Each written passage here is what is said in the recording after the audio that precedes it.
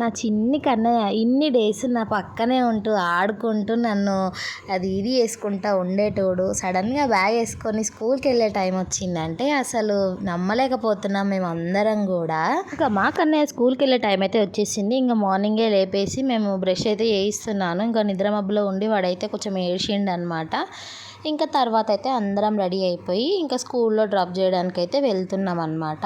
మా కన్నయ్య చైత్రమ్మ ఈరోజు అయితే సేమ్ కలర్ వేసుకున్నారనమాట. అది అక్కడ పైన కనిపిస్తుంది కదా, అదే మా ఓన్ స్కూల్ వావ్ కిడ్స్ అనమాట. నర్సరీలో అయితే జాయిన్ చేసినాము. చూడాలి ఇంకా ముందు ముందు ఏం చేస్తాడో. ఇంకా యాక్చువల్లీ వాడు పోయేది స్కూల్కి అనుకోకండి, కింద మా మామయ్య వాళ్ళ షాప్ అనమాట.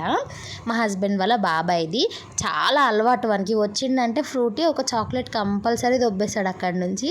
చూడండి వెళ్ళి ఐస్ క్రీమ్ డబ్బా కాడ నించుండు. స్కూల్ వైపు అటు చూడని కూడా చూడట్లేడు. ఇంకా అక్కడి నుంచి అయితే మెల్లగా తీసుకొని వెళ్ళినాం పైకి. ఇంకా స్కూల్కి పోయే ఎగ్జైట్మెంట్లా చూడండి అసలు ఏది చెప్తే అది వింటుండ అనమాట. ఇంకా పైకి అయితే తీసుకెళ్ళిపోయినాము. అసలు ఒక్క సెకండ్ కూడా మా దిక్కు చూడకుండా వెళ్ళిపోయిండు లోపలికి. షాక్ మేమైతే. మళ్ళీ నేను రిటర్న్ ఇంటికి వచ్చే వీడియో కూడా పెట్టిన చూడండి. అసలు ఎంత కామెడీగా ఎట్లయితే పోయిండో మళ్ళీ వెనుక చూడకుండా బయటకు ఉరికొచ్చిండు వాడు పాపము.